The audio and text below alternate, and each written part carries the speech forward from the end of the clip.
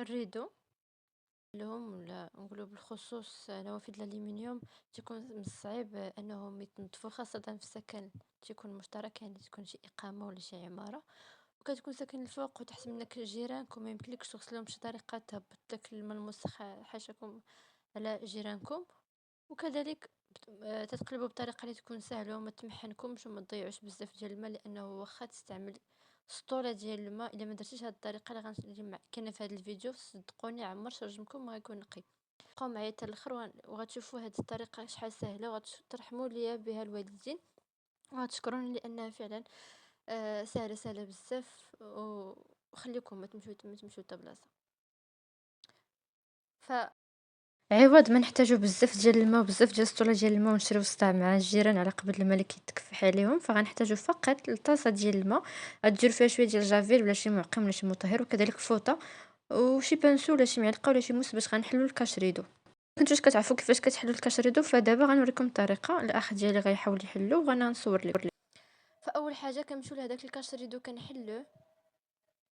ملي كنحلوه غتشوفوا هاد الغبابر هادو رقيقه وغادي ننصحكم انكم تكونوا عندكم الكمامه لان ضروري تكون عندكم الكمامه لان هاد الغبره رقيقه خاصه اللي كانت عندكم الحساسيه فغادي تمرضوا.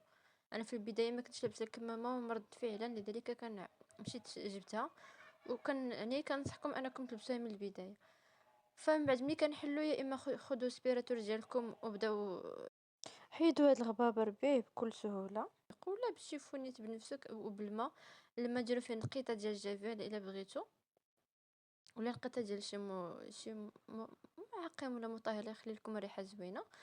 ومن بعد كتبداو نتوما شوفوا ملي تحل شوفوا هذا الريدو شي كتيبان موسخ هادي راه طبيعه الحال من الجهه اللي على برا يعني اللي كتكون عاطله لزنقه الشارع.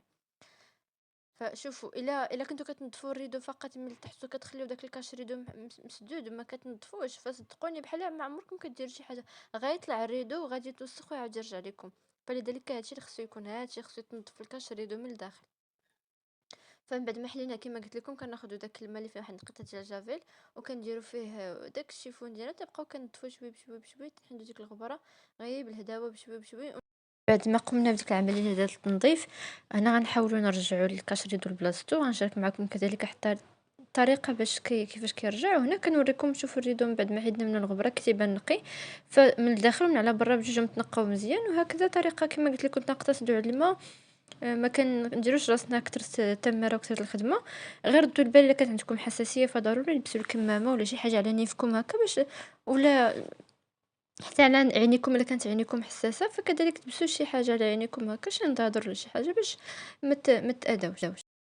كنشريدو لبلاصتو تنحاولوا نطلعوه بحال هكا من بلاصه نحاولوا نقادو نحطوه في بلاصتو مزيان غير